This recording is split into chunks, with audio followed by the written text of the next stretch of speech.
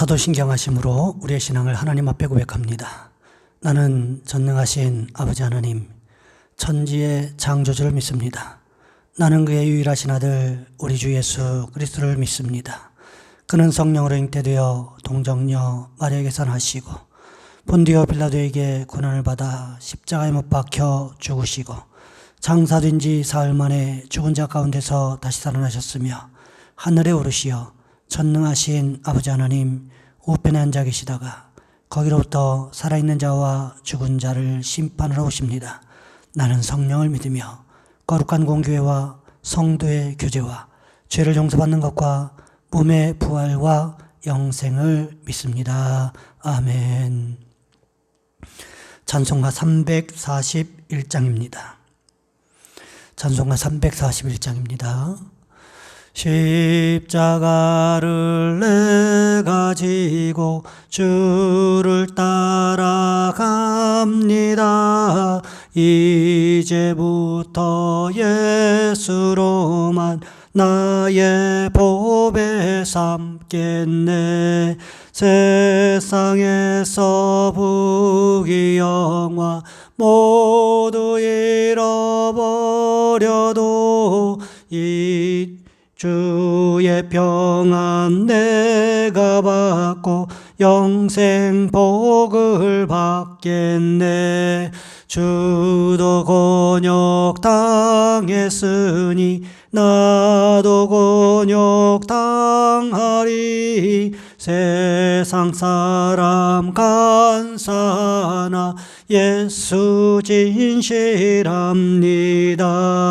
예수 나를 사랑하사 빛난 얼굴 보이면 원수들이 미워해도 염려할 것 없겠네. 내가 핍박당할 때에 주의 품에 안기고 세상 고초 당할수록 많은 위로 받겠네. 주가 주신 기쁨 외에 기뻐할 것 무엇냐. 주가 나를 사랑하니 기뻐할 것뿐일세.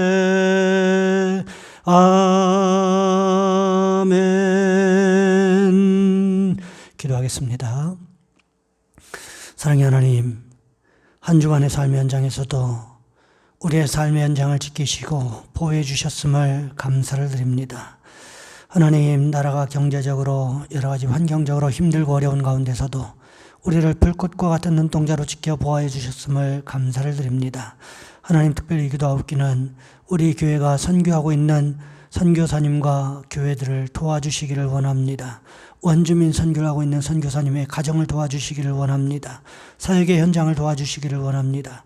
성령 충만하게 하시고 성령께서 간섭하게 하시고 하나님 풍성하게 차고 넘치는 귀한 역사가 일어날 수 있도록 주님 인도하여 주시옵소서.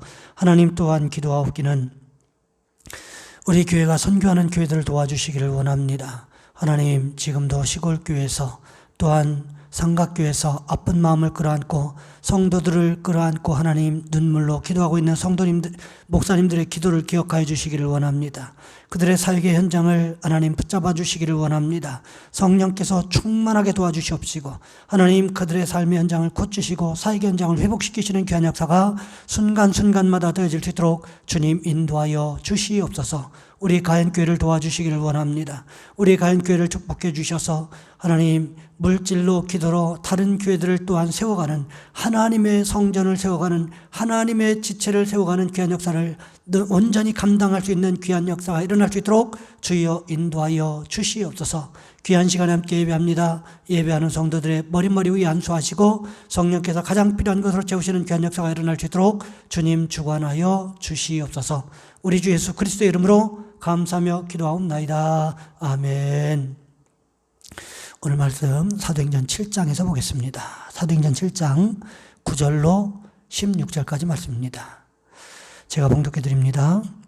여러 조상이 요셉을 시기하여 애굽에 팔았더니 하나님이 그와 함께 계셔 그 모든 환난에서 건져내사 애굽 왕 바로 앞에서 은총과 지혜를 주심에 바로가 그를 애굽과 자기 온 집의 통치자로 세웠느니라. 그때 애굽과 가나안 온 땅에 흉년이 들어 큰 환난이 있을 때 우리 조상들이 양식이 없는지라 야곱이 애굽에 곡식이 있다는 말을 듣고 먼저 우리 조상들을 보내고 또 재차 보내매 요셉이 자기 형제들에게 알려지게 되고 또 요셉의 친족이 바로에게 드러나게 되니라. 요셉이 사람을 보내어 그의 아버지 야곱과 그 온 친족 75사람을 청하였더니 야곱이 애굽으로 내려가 자기와 우리 조상들이 거기서 죽고 세겜으로 옮겨져 아브라함이 세겜 하몰의 자손에게서 은으로 값주고 산 무덤에 장사되니라. 아멘. 오늘 본문의 말씀을 가지고 동행의 축복이라는 제목으로 함께 말씀을 살펴보겠습니다. 이런 옛날 이야기가 있습니다. 평소에 효가 뛰어나고 근검절약하기로 소문난 백성 3명이요. 뽑혀서 궁궐에 이제 올라갔습니다. 이들은 왕을 만나기 전에 상벌을 책임지는 관리를 먼저 만났습니다. 이 관리가 이제 세 사람에게 물었습니다. 이제 임금님께서 상을 내리실 텐데 소원이 있으면 한 가지씩만 말해봐라. 첫 번째 백성이 이야기합니다. 저의 소망은 집 한 채를 가지는 것입니다. 더 이상의 소망은 없습니다. 두 번째 백성이 이야기합니다. 저의 소원은 평생 먹고 살 수 있는 곡식을 창고에 채워주시는 것입니다. 이제 관리는요, 세 번째 백성에게 물었어요.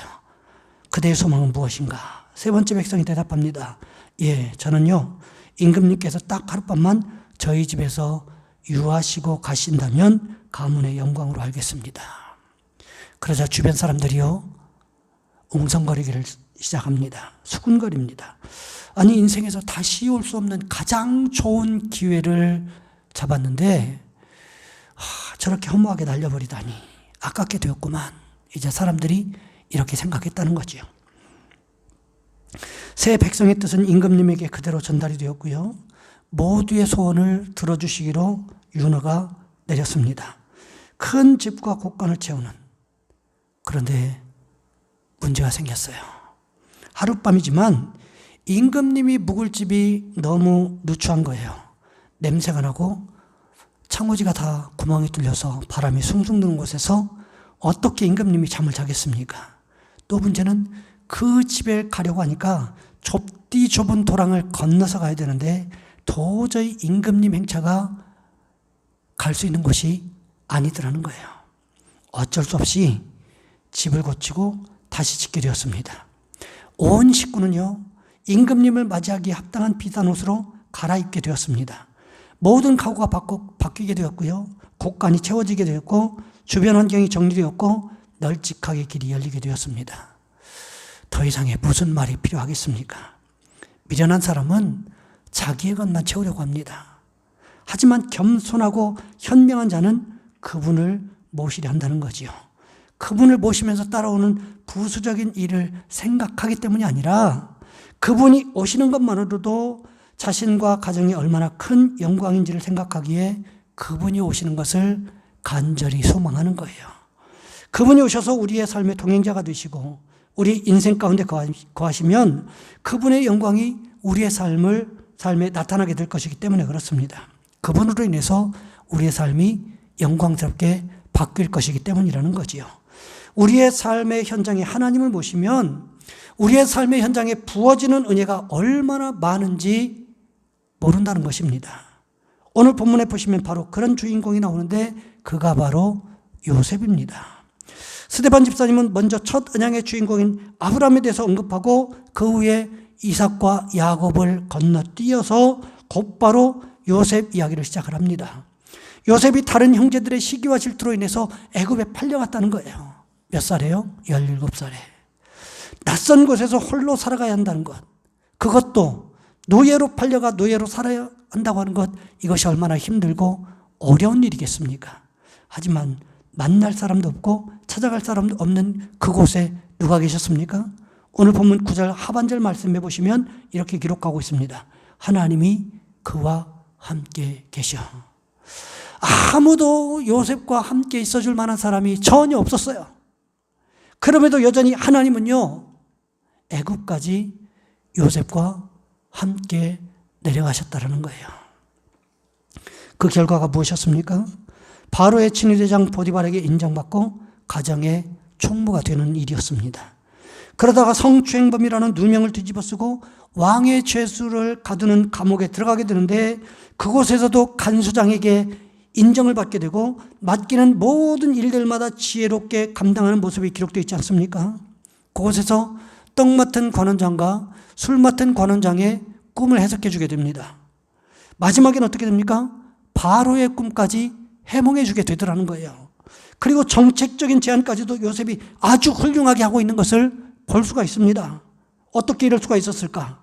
사실 왕의 죄수를 가두는 감옥은 요셉이 애굽의 정치를 배울 수 있는 정치학 교실이었다는 거죠. 어려운 환경과 여건 가운데서도 어떻게 일이 처리되어야 되는지를 배우는 아주 좋은 기회가 되었다는 것입니다.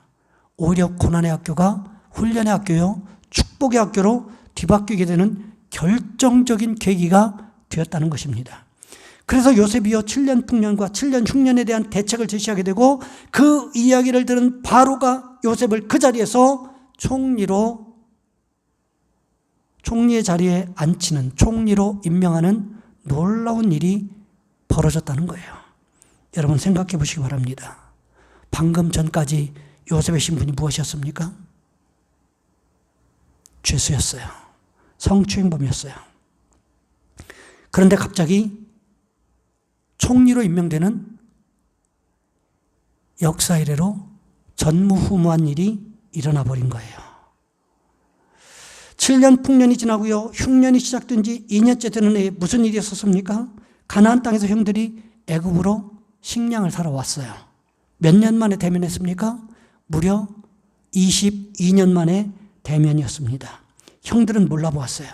그러나 요셉은 정확하게 알아보았다는 거죠. 요셉이요 원수를 갚을 수 있는 아주 좋은 기회, 최상의 기회를 만났어요. 하지만 요셉은 어떻게 합니까? 오히려 가족 모두를 애굽으로 초청하는 은혜를 베풉니다. 야곱은 애굽으로 떠나기 전에 어떻게 합니까? 하나님 앞에 예배를 드립니다. 그리고 묻습니다. 하나님, 애굽으로 내려가도 됩니까? 하나님께서 내려가도 된다고 허락하셨을 때 비로소 애굽에 정착을 하게 됩니다. 애굽에 와서 야곱이 죽음을 맞이하게 되었고요. 요셉은 야곱의 장례를 위해서 다시금 가나안 땅을 방문하게 됩니다. 그곳이 어디였습니까? 아브라함이 사라를 장례 지내기 위해서 세겜 족속 하몰에게서 값을 주고 샀던 밭의 동굴이었다는 거지요. 여러분 만약에 하나님께서 요셉을 애굽에 먼저 내려보내지 않았다면 어떻게 됐을까요? 바로의 꿈을 해석할 만한 사람이 없었을 거예요. 그렇다면 7년 풍년과 7년 흉년을 내다볼 수 없었겠지요. 애굽이 7년 흉년을 대비하지 못했다면 고대 근동의 모든 사람들이 가뭄으로 인해서 고통당하는 일이 발생할 수밖에 없었을 거예요. 하나님께서 어떻게 이런 일들을 계획하셨을까요? 요셉은 이렇게 이야기하고 있습니다. 창세기 45장 5절 말씀해 보시면 이렇게 기록합니다. 당신들이 나를 이곳에 팔았다고 해서 근심하지 마소서, 한탄하지 마소서. 하나님이 생명을 구원하시려고 나를 당신들보다 먼저 보내셨나이다. 이 말씀을 메시지 성경에서 살펴보면 이런 이야기가 첨가되어 있어요. 그 배후에는 하나님이 계셨습니다. 그 배후가 무엇일까요? 형들이 요셉을 팔던 그 순간에 하나님께서 일하셨다는 거예요. 요셉은요, 자신의 인생에서 모든 순간마다 하나님께서 자신을 살피시고 보호하셨음을 이야기를 합니다. 자신이 도단뜰에서 팔릴 때도 하나님 함께 하셨고, 애굽의 노예시장에서 노예로 팔릴 때도 함께 계셨고, 보디발의 집에서 일할 때도 함께 계셨고, 바로의 면전에서도 뿐만 아니라 7년 풍년과 7년 기근 속에서도 여전히 하나님께서 동행해 주셨음을 말하고 있다는 거지요. 여러분, 우리도 우리의 삶의 모든 순간마다 동행하시는 그 하나님, 에베네셀의 하나님, 그 하나님을 요셉과 같이 선명하게 체험하는 은혜가 있기를 원합니다. 동행하시는 하나님으로 인하여 내 인생이 복된 인생이었다고 고백하는 요셉과 같은 고백이 있으시기를 원합니다. 생각해 보시기 바랍니다. 애굽의 모든 생활 가운데 하나님께서 요셉과 함께하지 않으셨다면 요셉은요 어쩌면 정신병에 걸리거나 우울증이나 화병이나 스트레스로 인해서 열받아 죽었을지도 몰라요. 그렇게 힘들고 어려운 상황 가운데서도 하나님은 날마다 요셉을 만나주셨고 요셉을 세워주셨고 요셉의 꿈을 상기시켜 주셨고 그 꿈을 이끌어가고 계셨다는 거예요. 여러분, 우리에게도 이런 은혜가 있기를 원합니다. 하나님께서 날마다 우리의 삶의 현장에서 동행해 주시는 은혜가 순간마다 고백되어지기를 주님의 이름으로 부탁을 드립니다. 가정예배 지침서 마지막 부분에 보면 공동 기도 제목이 있습니다. 제가 읽어드립니다. 주여, 이 나라와 이 민족을 도와주셔서 모든 성도들이 한마음 한뜻으로 기도하여 하나님의 뜻을 구하게 하옵소서. 이 나라와 이 민족이 이번 코로나19 바이러스를 잘 극복하고 하나님의 은혜를 고백하는 민족이 되게 하옵소서.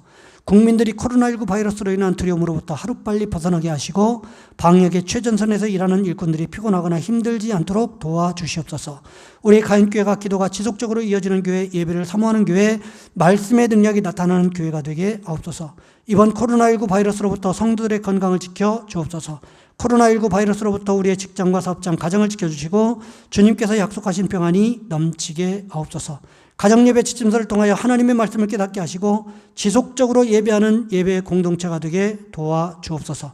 우리의 자녀손들을 도와주옵소서. 새롭게 진학한 학생들에게 좋은 선생님과 좋은 선배님들, 친구들을 만날 수 있는 만남의 축복을 허락하시고 직장에 들어간 청년들에게 잘 적응할 수 있는 적응력과 좋은 상사와 동료들을 만날 수 있도록 만남의 축복을 허락하옵소서. 직장의 문제를 가지고 기도하고 있는 우리 청년들과 자녀손들에게 주님께서 가장 합당한 직장을 허락하시는 은혜가 있게 하옵소서. 이 기도 제목과 우리의 삶의 현장에서 하나님께서, 예수님께서, 성령님께서 날마다 우리와 동행해 주시는 은혜가 있게 하옵소서. 이 시간 우리 주여 한번 간절히 부르신 후에 한 목소리 함께 기도합니다. 주여, 사랑의 하나님, 우리를 도와주시기를 원합니다.